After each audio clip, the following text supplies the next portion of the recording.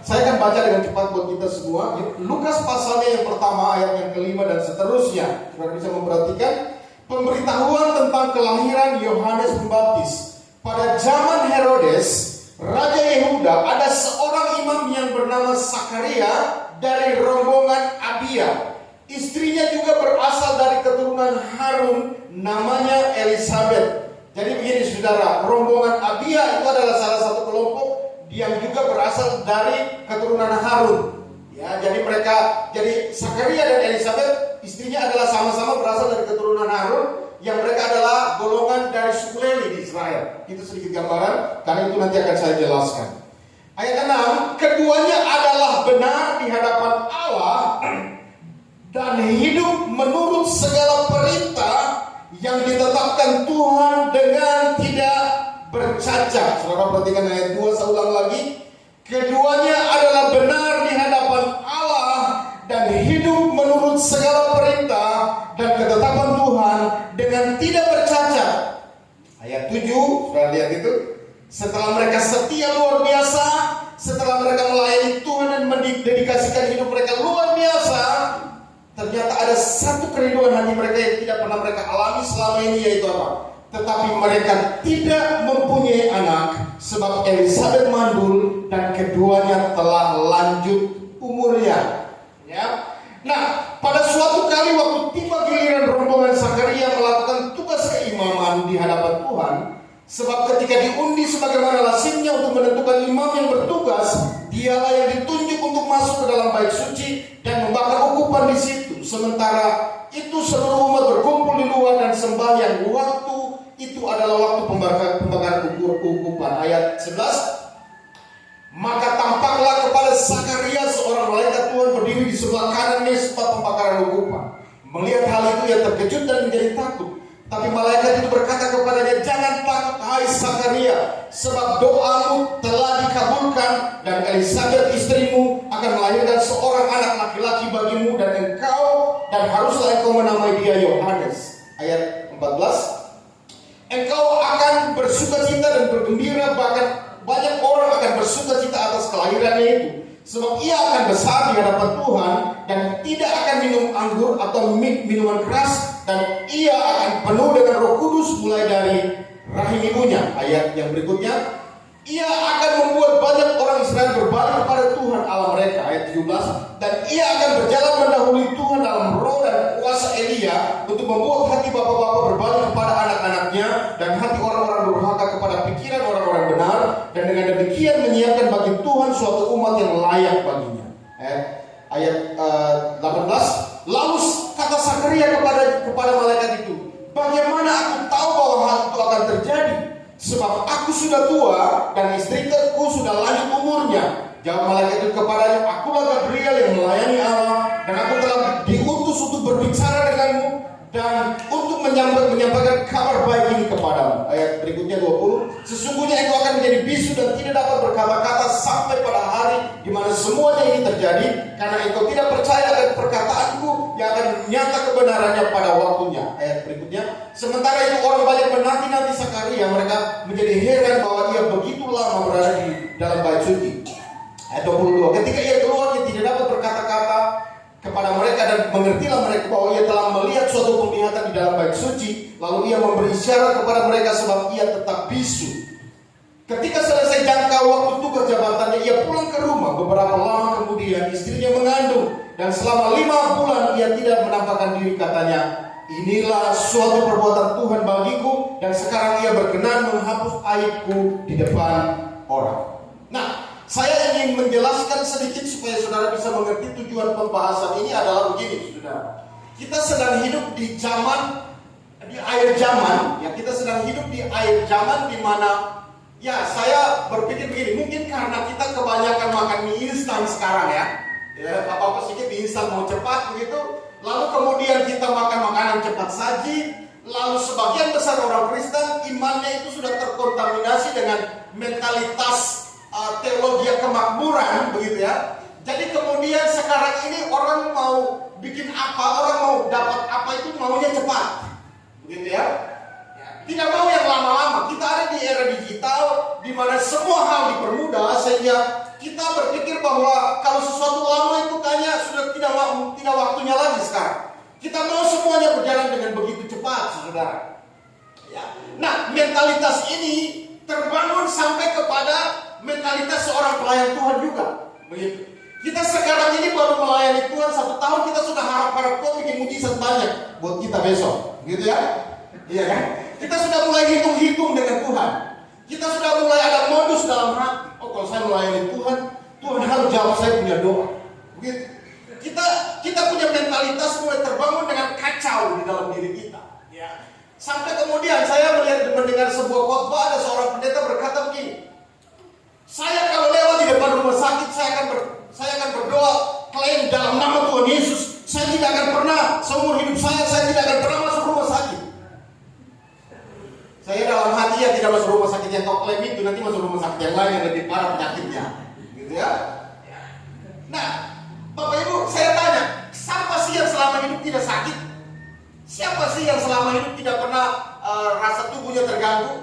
Kalau ada orang yang bisa seperti itu, saya kayaknya kurang percaya, saudara ya. Kurang percaya. Jadi kalau ada pendeta yang klaim bahwa harus lewat rumah sakit, harus klaim supaya saya tidak akan sakit, tidak akan masuk rumah sakit. Ini bagi saya ini sudah sebuah penyesatan. Mengapa? Karena tubuh kita ini terlalu lemah untuk rentan kepada sakit apapun yang bisa terjadi. Ya, gitu. Jadi kita tidak usah bawa-bawa nama Tuhan untuk kepentingan kita. Gitu.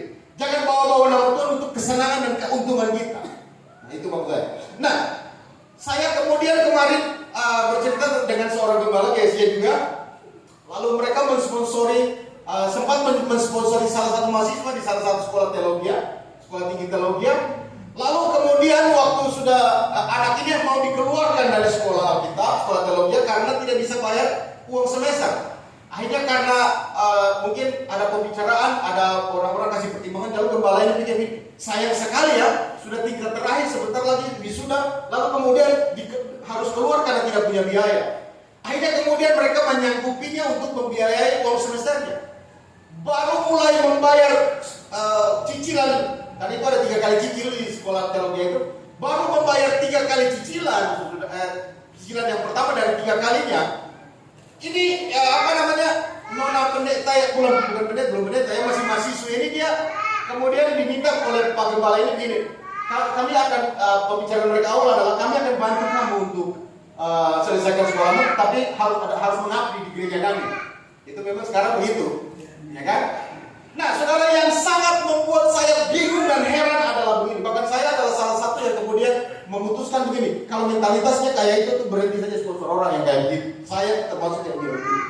Karena begini, waktu dia sudah dibayar cicilan pertama, dia kemudian menghubungi gembala itu, lalu dia bilang begini, Pak Pendeta, saya setuju bahwa nanti setelah saya wisuda, saya akan datang ke tempat Bapak untuk membantu pelayanan di tempat Bapak. Tapi Bapak mau kasih saya PK berapa? Bapak mau kasih saya honor berapa? Karena saya harus biaya kuliah adik saya harus bayar kosnya, dan saya harus biaya makannya selama kuliah. Waduh, waktu cerita itu sampai ke saya bilang hentikan bantuan untuk mensponsori orang yang punya mentalitas kayak ini. Bapak Ibu, ini sesuatu yang kalau kita pelajari telah terjadi pergeseran iman yang secara radikal pada hari-hari ini. Orang kemudian mau apa-apa tuh harus ada untung dulu baru saya bisa kerja. Orang apa-apa harus ada uang dulu baru saya bisa kerja. Orang apa-apa itu harus saya mendapat sesuatu dulu baru saya mau kerja. Karena orang pikir begini, kalau saya melayani Tuhan saya harus dapat untung. Padahal kebenarannya adalah begini, kita sudah dapat banyak keuntungan dari Tuhan, itu sebabnya kita melayani Dia sekarang. Amin, saudara. Kita ini sudah dapat terlalu banyak dari Tuhan, itu sebabnya kita sekarang waktunya melayani dengan hati yang betul-betul bersih.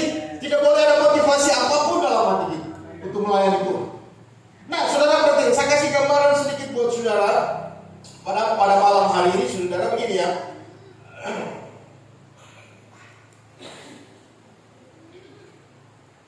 Ya, di dalam budaya orang Yahudi, saudara, semua orang laki-laki, semua pria atau laki-laki Israel Yahudi, itu mereka akan terhitung sebagai seorang warga negara dewasa yang punya tanggung jawab untuk membela bangsanya itu ketika seorang laki-laki berusia 20 tahun. Itu sebabnya di Israel sekarang pada usia 18 tahun setelah tamat SMA begitu, mereka wajib militer. Itu sama dengan di Amerika. Jadi mereka terhitung sebagai pria dewasa yang bertanggung jawab untuk menjaga kedaulatan negara mereka itu pada usia 20 tahun. Jadi pada waktu itulah segala sesuatu yang mereka kerjakan dianggap sebuah pengabdian kepada bangsa mereka. Tetapi hal ini berbeda dengan yang terjadi dalam kalangan suku Lewi. Orang Lewi terhitung sebagai seorang pelayan Allah itu bukan setelah mereka umur 20 tahun. Orang Lewi terhitung sebagai seorang pelayan Allah, terhitung sebagai orang yang sudah mendedikasikan hidupnya untuk melayani Tuhan, itu justru sejak dia berumur 1 bulan. Berapa bulan? 1 bulan. Jadi kalau saudara punya anak dari suku Lewi, 1 bulan itu dia sudah itu terhitung mulai saat itu, semua yang dia kerjakan itu dikerjakan untuk Tuhan. Begitu. Ya. Tidak tunggu 20 tahun seperti itu. Nah, yang luar biasa dari suku Lewi begini, mereka ini di usia 5 tahun, dia harus bisa menghafal ayat-ayat pendek dalam kitab Taurat, 5 kitab Taurat Musa, Kejadian, Keluaran, Imam, Bilangan, dan Ulangan. Dia harus bisa menghafal, dia harus bisa membaca dan sekaligus menghafal ayat-ayat pendek dalam 5 kitab ini. Itu usia 5 tahun, saudara. Kita punya anak 5 tahun bikin apa? Main gadget, main handphone sampai mata takut-takutan ya. Karena main handphone 24 jam. Ya. Dia 5 tahun dia sudah harus melakukan itu. Lalu 10 tahun dia harus sudah bisa menghafal minimal sebagian besar ayat-ayat dalam kitab Taurat. Itu umur 10 tahun. 10 tahun. Ya. Itu seorang yang dari suku Lewi. Ya. Nah, dia harus bisa itu, kalau yang tadi 5 tahun itu dia bisa menghafal ayat-ayat pendek dalam kitab Taurat itu dalam bahasa Yahudi istilahnya mikra. Ya. Lalu kemudian umur 10 tahun dia harus bisa menguasai, bisa melakukan pengulangan. Pengulangan itu kayak penghafalan. Jadi dia sudah baca-baca, tapi sekarang dia mengulangnya dengan menghafal. Saya ingat dulu waktu saya kecil, kita belajar kali-kali. Jadi kami punya guru-guru itu suruh kami maju di depan kelas, lalu hafal kali-kali 1 sampai 20 sambil menyanyi. 1 kali 1, 1 kali 2, begitu sampai 20. Jadi itu namanya pengulangan. Kita sudah baca dan sekarang kita mengulangnya dengan cara menghafal. Nah, umur 12 tahun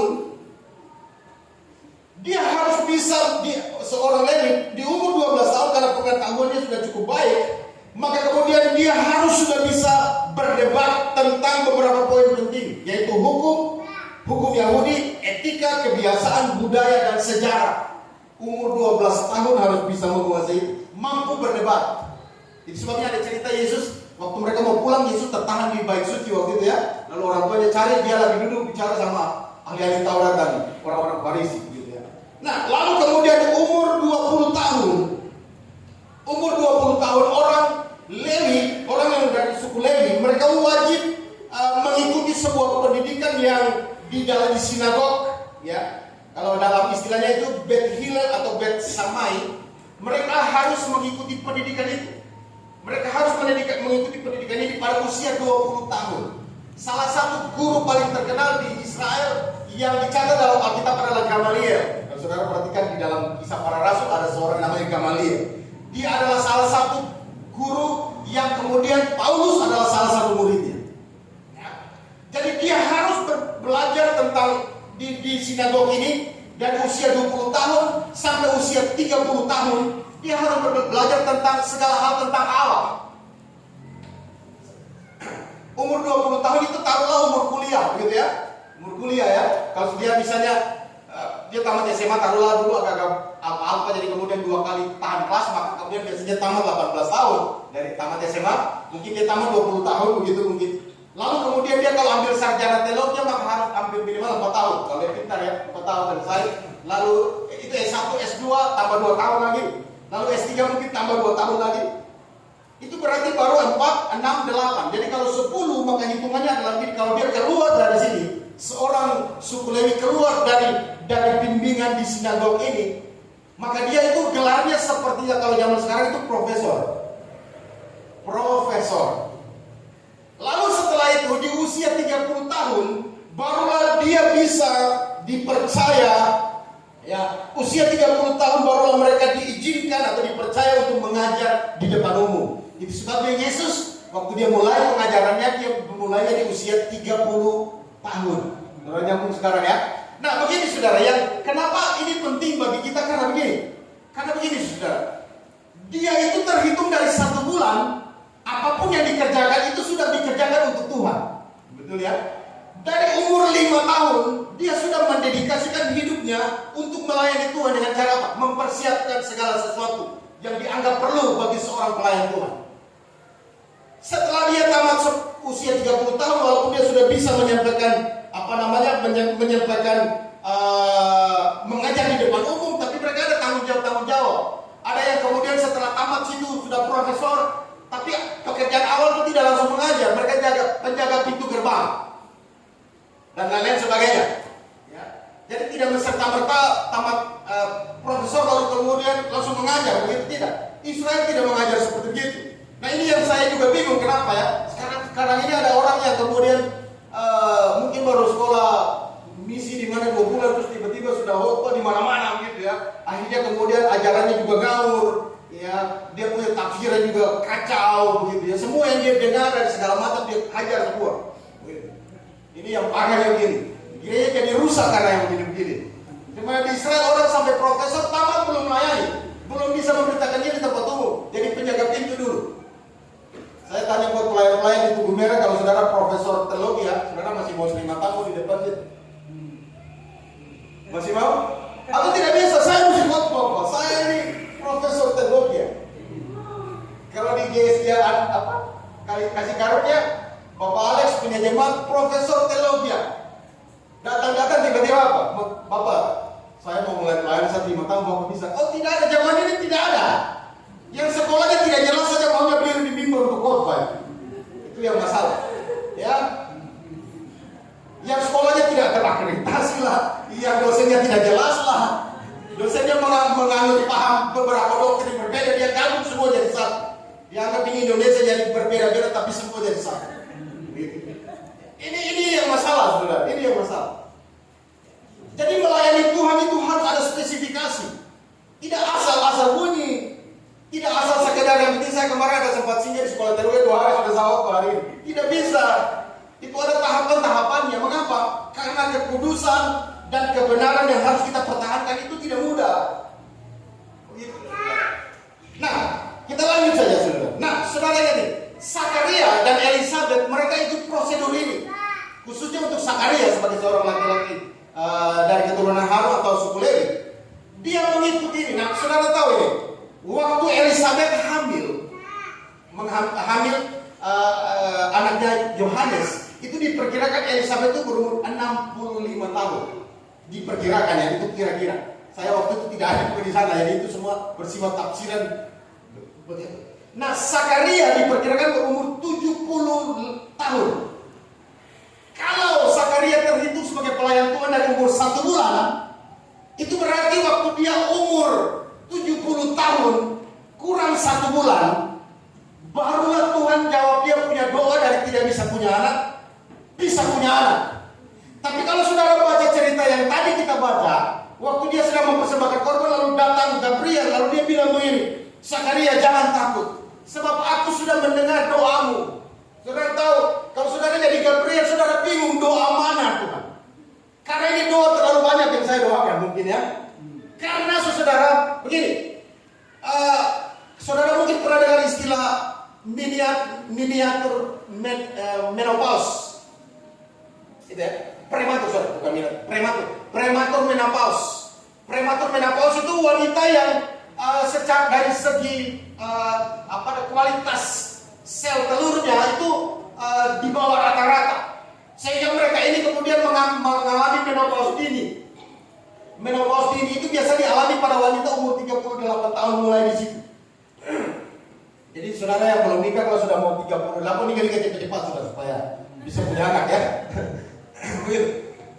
Jadi saudara begini, kita tidak tahu. Kalau Elizabeth ini seorang wanita normal, maka kemudian mungkin taruhlah dia umur 45 tahun, taruhlah 45 tahun atau 50 tahun taruhlah. Dia kemudian sudah tidak bisa, dia sudah menopause, dia sudah tidak bisa punya anak. Maka kemudian kalau sekarang dia umur 65 tahun, maka Doa untuk punya anak itu sudah dari 15 tahun yang lalu. Betul saudara? Betul? Karena begini, semua orang Israel itu paham dengan budaya mereka, bahwa kalau tidak punya anak itu dianggap orang kena kutuk. Di Israel begitu. Jadi tentu saja semua pria Israel waktu menikah, mereka punya doa. Salah satu doa yang paling sering mereka doakan adalah, kalau bisa Tuhan kasih saya anak. Nah ternyata sekarang, setelah mereka melayani Tuhan dari umur berapa tadi? Umur berapa tadi? 1 bulan. Dan dia sudah mendedikasikan orang suku Lewi mendedikasikan hidup mereka dari 1 bulan. Jadi terhitung dia melayani Tuhan itu dari usia 1 bulan itu. Saya juga bingung caranya bagaimana melayani Tuhan. Yang penting mungkin dia hidup baik-baik saja itu sudah melayani Tuhan pastinya ya, gitu ya. Nah begini saudara. Jadi artinya begini, kalau Elizabeth taruhlah 50 tahun dia mengalami menopause dan sekarang dia umur 65 tahun, maka itu berarti sekitar 14 tahun karena kan orang hamil 9 bulan ya.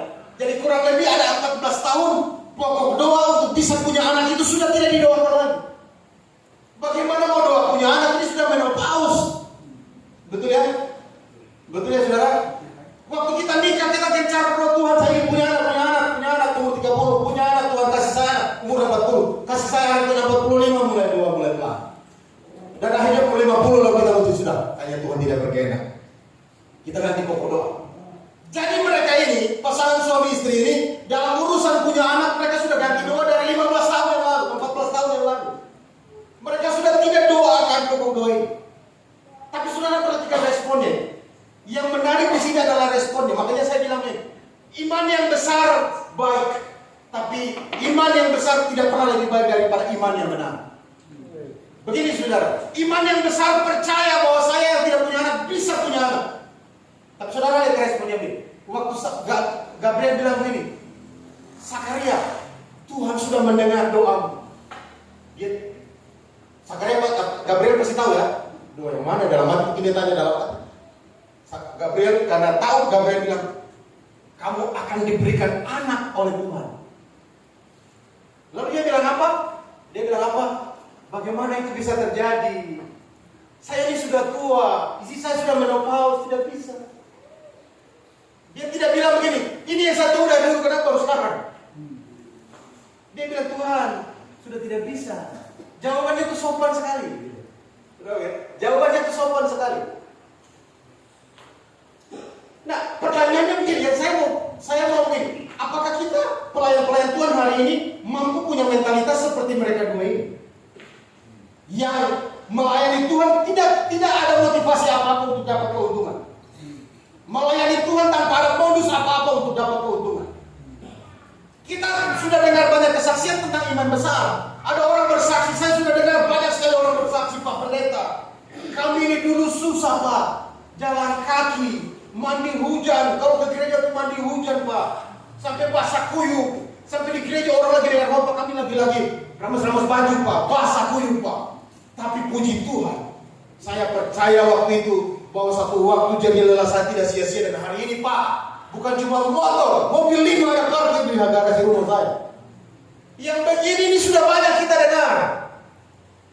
Pak Pendeta, saya ini dulu sakit-sakitan Pak. Kami melayani Tuhan berpuluh-puluh tahun, tapi kami tetap sakit-sakitan Pak. Tapi saya berdoa, satu waktu saya berdoa Pak Pendeta. Saya percaya Tuhan, sembuhkan saya supaya saya bisa lebih melayani Tuhan dan lebih militan lagi. Dan akhirnya Tuhan dengan doa saya Pak, sekarang sehat Pak. Biar karena hujan badai guntur kerusuhan, saya tetap sehat Pak. Pokoknya saya aman Pak. Kesaksian seperti ini sudah banyak kita dengar. Dan ini bisa dikategorikan sebagai iman yang besar, tapi belum tentu iman yang benar. Kita jarang dengar cerita orang bilang begini, orang bersaksi begini, Pak Pendeta, saya dengan istri ini sejak melayani, sejak menikah 30 tahun yang lalu, kami mendedikasikan hidup kami untuk melayani Tuhan. 30 tahun Pak Pendeta, kami melayani Tuhan, kami jalan kaki, kami bahkan kadang-kadang di rumah itu kami karena fokus pelayanan sampai kami makan apa adanya saja Pak Pendeta. Pokoknya susah kami Pak. Lalu kita tidak pernah orang bilang ini. Sampai hari ini Pak Pendeta, 30 tahun saya melayani, saya juga masih tetap susah. Tapi cinta saya pada Tuhan tidak berubah. Hati saya untuk melayani Tuhan tidak berubah. kesetiaan dan komitmen saya untuk melayani Tuhan tidak berubah. Ini kan beda, saudara. Ini beda. Mengapa? Karena mentalitas yang terbangun hari ini adalah kalau saya melayani Tuhan, saya yang sakit harus sehat. Kalau saya melayani Tuhan, saya yang kekurangan hak berkelimpahan. Kalau saya melayani Tuhan, saya punya mobil tidak ada harus punya mobil berapa. Kalau saya melayani Tuhan, saya yang jalan kaki harus punya motor yang bagus. Itu mentalitas yang sebenarnya tidak sesuai dengan apa yang diajarkan firman Allah. Ada orang-orang yang bilang, Pak Pendeta, kami ini dulu susah Pak, mau makan besok saja. Istri selalu tanya, Pak, besok kita makan apa? Saya selalu bilang itu ya. Tapi sekarang puji Tuhan Pak Pendeta, istri sekarang sudah tidak tanya besok makan apa lah. Ini kutip dari Pak almarhum Pak Yogi Soryo ya. Sekarang istri tanya, Pak, besok kita makan di restoran mana? Lebih parah lagi, Pak, besok kita makan siapa lagi? Gitu ya, supaya kita makin naik dan makin besar, mengembang ke kiri dan ke kanan. Saudara, ini mentalitas yang harusnya kita bangun. Mengapa? Mengapa ini penting? Karena Alkitab bilang begini, Yesus pernah bilang begini, barang siapa mau mengikuti aku, hendaklah ia memikul salibnya dan mengikuti aku. Karena barang siapa tidak mau memikul salibnya dan mengikuti aku, dia tidak layak bagiku. Kekristenan tidak berbicara tentang kemakmuran. Justru kekristenan berbicara tentang orang-orang yang tahan uji dalam penderitaan. Amin, saudara. Itulah iman yang sesungguhnya. Makanya Yesus berkata di Matius pasal 5, berbahagialah orang yang dianiaya karena aku dan segala macam, karena mereka lah yang punya apa? Kerajaan surga. Korintus bilang begini, kerajaan Allah itu bukan soal makanan dan minuman, tapi soal kebenaran, sukacita dan damai sejahtera. Jadi kalau kita melayani Tuhan, kita masih pikir saya melayani Tuhan supaya saya punya rumah yang hampir rubuh ini jadi rumah 2 lantai, begitu ya. Saya yang jalan kaki ini bisa punya mobil, saya yang tidak punya motor ini bisa punya motor. Sampai kemudian ada orang-orang yang jalan ketemu orang punya mobil bagus, dia berdoa, dalam nama Yesus akan jadi milik saya. Ini kan sesat yang begini. Ya. Ada di sini yang kemarin ketemu orang mobil bagus kan? Tidak ada ya. Untuk orang tidak baterai, maling. Gitu ya. Nah, Bapak Ibu yang saya kasih dalam Tuhan, saudara perhatikan respon dari Zakaria dan Elizabeth. Mereka melayani Tuhan puluhan tahun. Jadi kalau hitung Zakaria maka hanya kurang 1 tahun 70 tahun hidupnya didedikasikan sepenuhnya untuk melayani Tuhan. Sepenuhnya. Tapi waktu Tuhan tidak jawab dia punya doa, dia biasa saja. Mengapa? Karena orang yang benar-benar mengenal Tuhan tahu bahwa keputusan Tuhan selalu yang baik bagi hidup. Amin, saudara. Kalau sudah ada orang bilang Pak Pendeta, tapi kan kita ini juga harus yang kita melayani dan kita harus oke, boleh saja. Tapi yang saya maksud adalah pelayanan bukan tempat untuk memperkaya diri kita. Pelayanan bukan tempat untuk kita menjadikan Tuhan kambing hitam untuk dapat apa yang kita mau. Yesus pernah bilang buat orang-orang yang dikasih makan 5 roti dan 2 ekor ikan. Besoknya mereka datang ketemu Yesus. Yesus bilang apa? Kamu datang mencari aku bukan karena kamu melihat perbuatan-perbuatan besar yang saya lakukan kan? Kamu datang cari aku karena kemarin kamu makan kenyang kemarin kan? Jadi yang kamu cari itu apa? Roti dan ikan. Ayat berikutnya dia bilang begini, bekerjalah bukan untuk makanan yang dapat binasa, tapi bekerjalah untuk makanan yang tidak dapat binasa, yang bertahan sampai kehidupan kekal. Amin, saudara. Kita ini mati tidak bawa apa-apa. Mau bawa apa? Pak Alex mau bawa apa? Tidak bisa bawa apa-apa. Satu waktu semua tentang kita itu hanya bersifat bersifat pernah. Saya nih, misalnya Pak bilang saya nih, ya dulu waktu muda juga pernah ganteng, itu pernah. Ya. Yang dulu tahun-tahun 80-an jadi idola, dia mulai tahun 2023 dia bilang, Mama nih begini dulu cantik nih di kampung. Mama nih, laki-laki tuh rente-rente itu, gitu ya. Hanya kita ini satu waktu hanya sebatas pernah punya ini, karena waktu kita menghadap Tuhan itu tidak bawa apa-apa. Amin, saudara. Tidak bawa apa-apa. Nah, ini mentalitas ini yang harus kita bangun, saudara. Saudara perhatikan ini. Iman ini, kalau saudara belajar, maka kemudian saudara akan mendapati bahwa iman Zakaria dan Elizabeth, waktu mereka melayani Tuhan tanpa Tuhan dengar doa mereka dan mereka tidak komplain, itu disejajarkan justru dengan imannya Ayub dan imannya Sadrak, Mesah dan Abednego. Saya tanya saudara, kamu jawab gitu. Kalau saudara sudah melayani Tuhan 30 tahun, hujan, panas, badai, petir, gempa bumi, saudara setia. Kalau saudara minta satu saja dan Tuhan tidak jawab, saya tanya, masih mau jadi orang Kristen atau mau menolak? Bagaimana? Sudah melayani 10 tahun, 20 tahun, 30 tahun dan saudara minta satu saja. Apakah saudara masih bisa bilang Tuhan itu baik? Mentalitas ini yang mulai sulit ditemukan, saudara. Orang hanya bersaksi, kita kan dengan orang bersaksi di gereja. Ada puji Tuhan, akhirnya iman saya, doa saya terpenuhi. Dulu saya berdoa supaya saya bisa dapat jabatan ini, saya bisa jadi dan akhirnya Tuhan jawab doa. Itu biasa.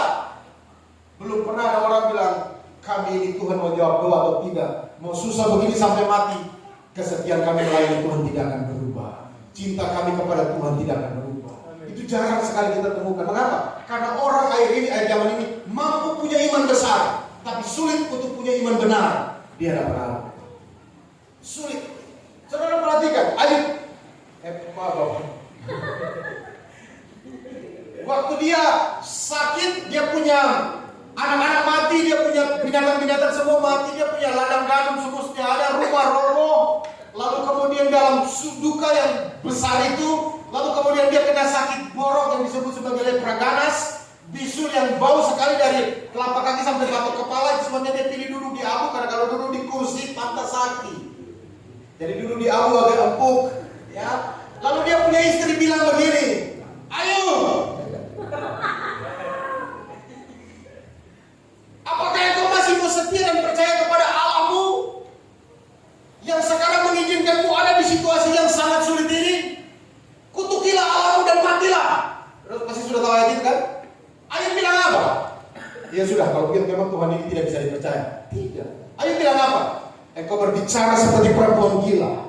Apakah engkau mau terima yang baik saja lalu tidak mau terima yang jahat, yang buruk? Kita harus mampu terima yang baik tapi juga mampu terima yang buruk. Orang bagi DPR itu mau ingin menang tapi tidak siap untuk kalah. Ini masalahnya, dia gila-gila saja di pasar. Ya kan? Siap menang tapi tidak siap kalah. Ini masalah.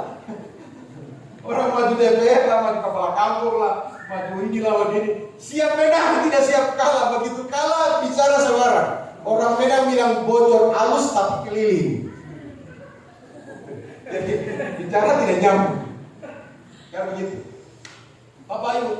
Jadi saudara ini, jadi kalau ada orang Kristen hanya mau terima yang baik, mau doa dijawab terus, dan kalau Tuhan tidak jawab dia komplain, itu dia gila seperti istrinya Ayub. Itu orang Kristen gila. Tidak ada di sini kan? Di sana ada. Jadi ingat sekali lagi, kalau pulang ini bapak ada istri bilang, "Ma, sabar ma, Tuhan tahu yang terbaik." Itu istri gila. Itu di satu kelas dengan Ayub istri. Kalau sebaliknya, kalau istri bilang, "Pak sabar Pak, waktu Tuhan yang pasti yang terbaik." Iya, tapi ini sudah lama, itu suami gila ya. Gila. Jadi orang Kristen gila itu orang Kristen yang apa? Yang hanya mau terima yang baik-baik saja. Nanti kalau tidak baik dia komplain, yang tidak baik dia tidak mau terima, tidak baik dia marah.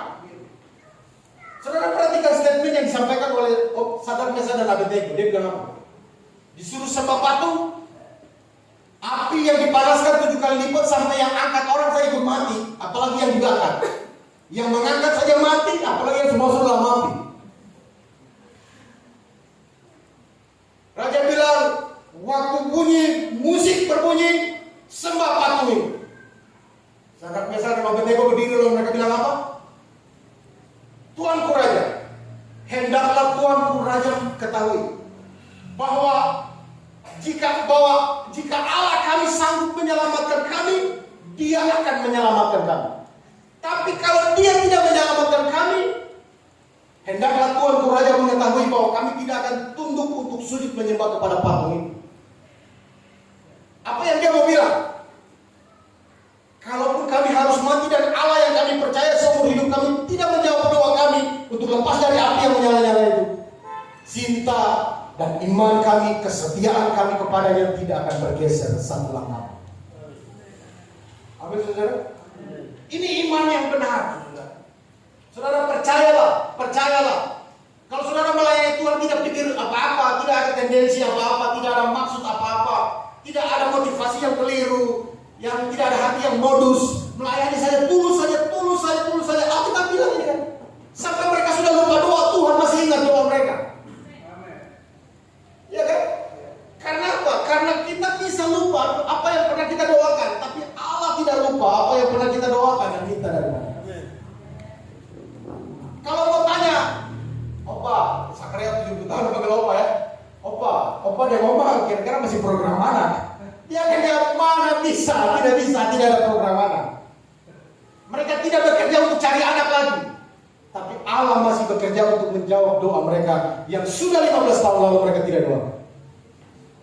Saudara punya Tuhan yang tidak pernah lupa semua kebenaran dan sebuah hal yang baik yang saudara kerjakan dengan hati yang tulus kepadanya.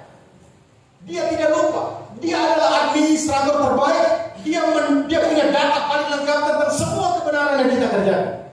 Dan akan ada waktu di mana jika dia berkehendak untuk membukakan pintu itu bagimu, maka tidak ada orang yang bisa menutup dia bagimu. Makanya Paulus bilang begini, apa yang tidak pernah didengar oleh telinga, dilihat oleh mata, dan yang tidak muncul dalam hati, semuanya itu disediakan Tuhan untuk mereka yang apa? Yang mengasihi Dia. Kalau kita melayani Tuhan hanya masih sudah mati untung, kita tidak mengasihi Tuhan. Kalau kita melayani Tuhan supaya Tuhan kamu setia dulu, siapa tahu besok tes pegawai bisa lulus, itu bukan kesetiaan, itu bukan kasih kepada Allah. Saudara akan tahu apakah saudara melayani Tuhan dengan kasih adalah ini. Waktu saudara melakukannya dan orang tidak bilang terima kasih kepada saudara dan saudara aman-aman saja. Amin saudara? Kan banyak orang saya ini sudah kerja capek. Cuma terima kasih kak. Natal dapat baju satu kak. Masa tidak ada sama sekali bagaimana?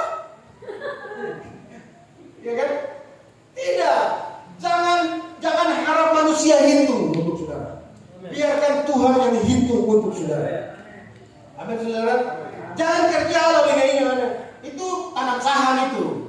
Dalam pelayanan itu kalau mau kaya ada saudara pergi pelayanan buka es doger bisa berjalan situ, es cincau, es apa, jual kacang panjang di pasar. Itu kalau udah uangnya di situ.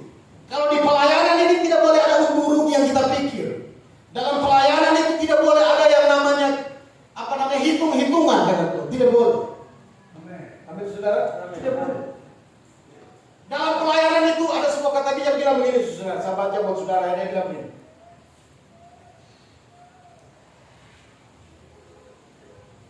Dia bilang begini, pujian memang menggiurkan.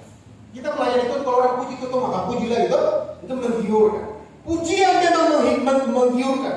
Dan berkat adalah sesuatu yang dicari. Tetapi siapa yang melayani Tuhan dengan tulus hati adalah pemilik pujian dan berkat yang sesungguhnya. Amin saudara. Layani saja. Tidak usah tanya-tanya ada apa-apa. Layani saja. Tuhan lihat. Kadang-kadang saya bilang di Temina Buan itu, nanti kalau kakaknya baru muncul itu sudah pelayanan. Ini di gereja itu kalau lari-lari baru nanti pas kakaknya, kamu bilang ini bukan panggung, ini altar. Altarnya bukan orang cari muka di sini. Altar di tempat orang mempersembahkan seluruh penghormatan tertinggi kepada Allah. Ya, saya harap saudara harus terapkan itu di gereja saudara, supaya kalau ada orang-orang yang pas mau ada kakaknya, saya lagi sini. Nah, itu yang baru nanti sepanjang tahun dia timbul tenggelam kayak kapal silat itu kritis. Gereja tidak akan maju dengan orang-orang kayak begitu. Saudara kasih pelayanan terus tiba-tiba dia dimantau ini kepala pes kemana saja dia? Ada joget-joget sampai pusat terangkat-terangkat. Nah, itu bahaya. Mentalitas itu harus kita bangun. Nah, seseorang berkata gini.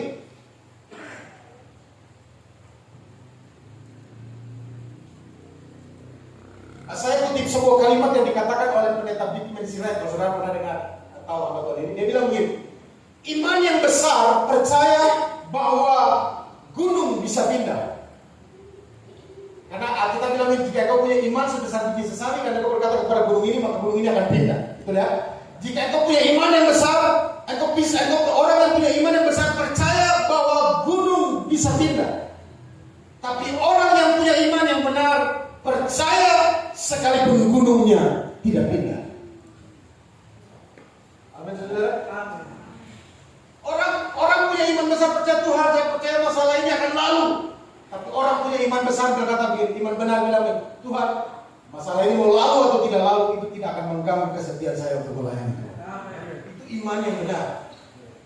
Jadi begini saudara, mari kita pulang untuk gereja kita, ke pelayanan kita, lalu kita bangun sebuah mentalitas yang ilahi, mentalitas kerajaan Allah yang terbangun dengan baik dalam diri kita.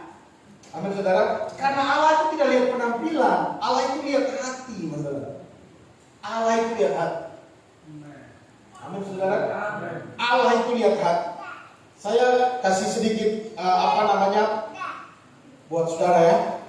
Jadi beberapa waktu yang lalu anak kami Juan itu dia mengikuti satu program yang legal, yang legalitasnya terjamin untuk sekolah dan sambil kerja di Jerman. Jadi kemudian pada hari ini dia sudah 1,5 bulan di Jerman. Dia pernah ikut tes IPDN.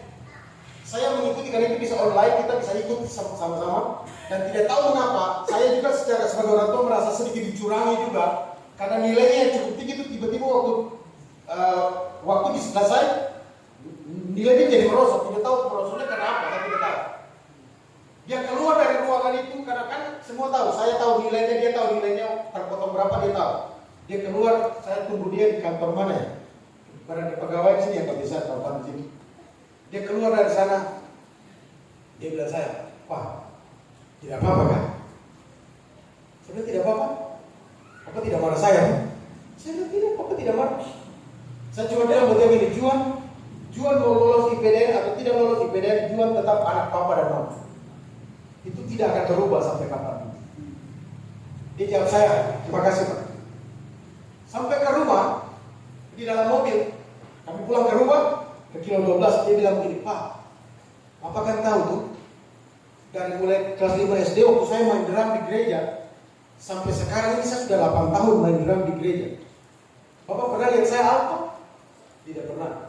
Dalam keadaan demam tinggi, saya bilang Juan, kalau masih bisa pukul. Sekaligus cari keringat supaya sehat. Pukul drum. 8 tahun tidak apa satu hari pun saya bisa jamin sebagai orang tua. Karena saya kalau usah bayar saya sedikit paksa juga. Begitu ya. Kadang-kadang dia dari Sorong naik minta izin, aduh kakak minta maaf saya kalau dari Sorong sampai jam 7 malam itu orang-orang sudah lengkapi gereja, basah kuyup sampai ke rumah cuma lap dengan handuk, lalu masuk dalam gereja latihan. Pulang dari gereja dia malam sampai pagi, tetap hari Minggu pagi main drum juga. Dan saya tahu betapa dia sangat konsisten dengan pelayanan yang dia lakukan itu.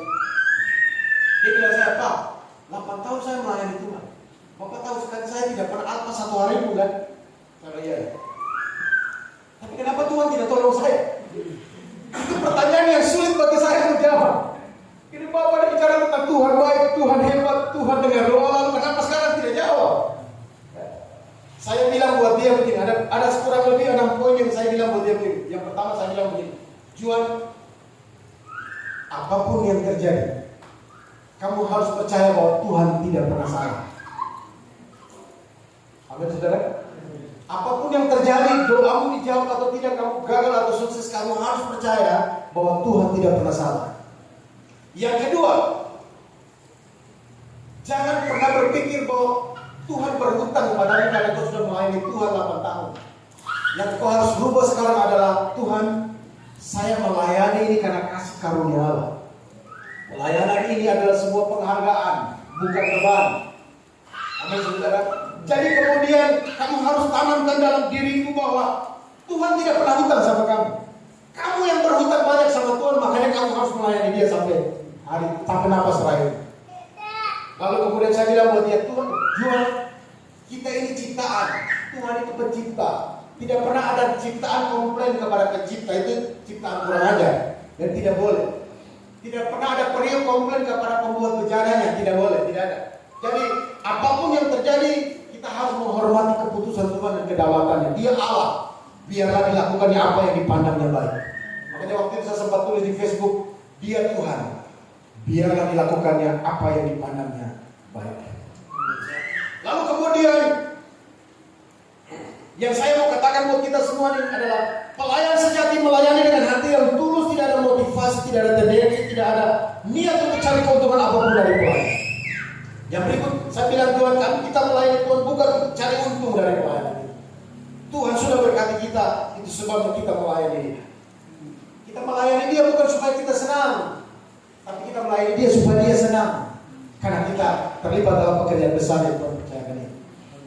Bapak Ibu, beberapa waktu kemudian dia selesai belajar bahasa Jerman. Bahasa Jerman itu harus belajar, kalau mau belajar sekolah bahasa Jerman itu minimal ada 3 tahun. Tapi oleh anugerah Allah, karena saya percaya juga bahwa Tuhan tidak pernah berhutang, dia pergi belajar bahasa Jerman 5 bulan. Dia pas mau berangkat dia bilang, saya pilih Bapak, ini bahasa Inggris yang tiap hari ketemu dengan saya tidak hafal 1 kata pun. Itu bagaimana bahasa Jerman yang huruf mati semua ini. Dan kalau saudara belajar bahasa Jerman, huruf mati ketemu huruf mati, gitu ya. 1 bulan kemudian saya tanya dia, kakak, bagaimana? Aman? Aman, Pak. Bahasa Jerman susah kah? Bagaimana? Tidak, Pak. Bahasa Jerman gampang, bahasa Inggris yang susah.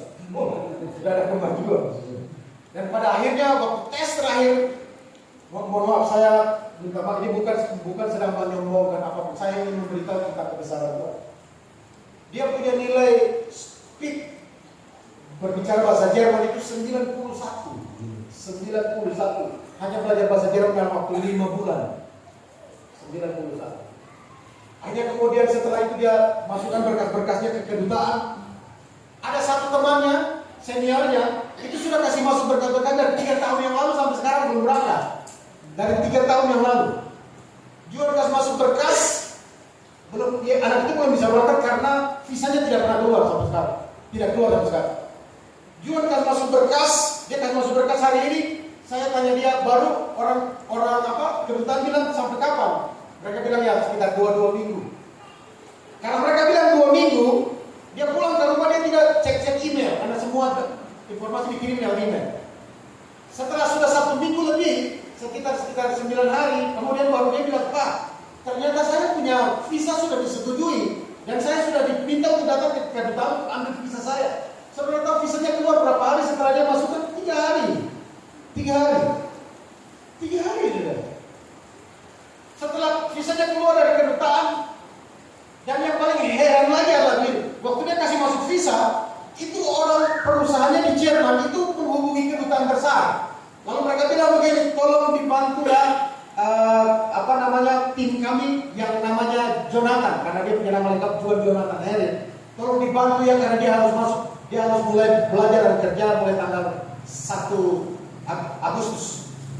Akhirnya kemudian diproses dan menurut semua orang, teman-temannya dan bahkan pendeta yang membantu kami dan memperkenalkan kami dengan program ini, mereka bilang belum pernah ada orang perusahaan di Jerman mau bantu seperti itu, belum pernah ada. Dia tidak kenal, dia pikir kamu datang, tidak ada, tidak peduli. Saya punya uang, saya bisa datangkan orang dari berbagai negara.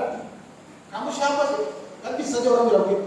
Tapi kedutaan langsung minta kepada orang, perusahaannya minta kepada orang kedutaan, tolong ya, kami punya kami punya prosedur satu di situ, tolong dibantu supaya dia punya. Ini karena dia harus kerja mulai tanggal 1 Agustus. Dan akhirnya keluar. Waktu visanya keluar, saya tanya dia, karena perjanjiannya adalah kalau ke Jerman itu kami orang tua yang beli tiket. Tidak ada perjanjian orang perusahaan beli tiket, karena nanti setelah mereka sampai di Jerman baru mereka menjadi tanggung jawab perusahaannya. Jadi kami kasih dia uang saku, dihitung-hitung kira-kira itu 1 bulan sebelum bulan berikutnya dia dapat penghasilan sendiri. Lalu kemudian satu waktu saya sedang antar adiknya kursus bahasa Inggris di Golden Gate, dia telepon saya, dia bilang, Pak, saya punya tiket sudah dibeli. Saya tanya, siapa yang beli? Saya punya perusahaan. Kenapa bisa? Dia bilang, saya juga tidak tahu. Saya tiba-tiba buka email, saya dapat informasi kalau mereka sudah kirim tiket di email saya, dan mereka bilang, Jonathan, ini kamu punya tiket, kamu siap berangkat tanggal 31, karena besoknya kamu harus masuk kerja. Dan diberikan tiket. Karena dia kerjanya di bagian, bukan di Jerman yang, Munchen, bukan di kota yang ini, dia di kota Hamburg. Jadi penerbangannya harus jauh. Jadi tiketnya yang dibayar oleh perusahaannya itu 19.800.000. Saudara tahu, jujur kalau kami hari itu harus bayar tiket kan jauh murah. Karena uang yang kami sediakan cuma 10 juta. Karena sejauh ini kami pikir-pikir mungkin sekitar begitu. Ternyata 19.800.000. Dan Tuhan bayar. Saudara, begitu tiket dikirim, bagian transportasi di perusahaannya email dia, Jonathan, saya nama siapa begitu, saya yang ditugaskan untuk menjemputmu di airport. Saudara tahu, teman-temannya berkata kepada kami di bandara, dijemput oleh pihak perusahaan itu belum pernah terjadi. Baru satu kali ini perusahaan bersedia datang menjemput karena dari airport ke tempat kerjanya itu jauh. Naik mobil bisa 4 jam. Jadi biasanya mereka share load, cari sendiri. Begitu saudara. Dan akhirnya dia bisa sampai di sana. Kemarin dia bicara-bicara dengan mamanya, lalu dia bilang, "Ma, ini dia sih punya uang kursus bahasa Inggris berapa? 2 bulan 900. Karena 1 bulan 450. Tapi masalahnya dia sih harus ikut kursus bahasa Inggris selama 18 bulan. Dia bilang begini, mulai bulan besok sampai 18 bulan kemudian saya yang bayar uang kursus ini." Wow. Saudara yang saya kasih dalam Tuhan, jangan hitung-hitung dengan Tuhan. Sebab kalau dia bayar, saudara akan kagum dengan kebesarannya. Cara Tuhan membuat kejutan kepadamu adalah menjawab doa yang sudah lama itu tidak doakan lagi. Betul saudara? Sakaria kaget, Tuhan ini yang mana? Doa yang mana? Tuhan bilang doa yang ini. Kalau ada percakapan Sakaria, kan doa itu sudah tidak saya doakan. Kalau Tuhan saja Tuhan bilang ini, kamu sudah tidak doakan, tapi saya masih tetap bekerja supaya doa ini bisa dijawab. Amin. Tuhan memberkati kita semua pada malam hari ini, Bapak Ibu yang saya kasih dalam Tuhan Yesus Kristus. Tuhan tolong kita semua sehingga kita menjadi pelayan-pelayan Tuhan yang militan. Kita menjadi pelayan-pelayan Tuhan yang melayani Tuhan tanpa ada motivasi lain kecuali hanya untuk menyenangkan hati Tuhan.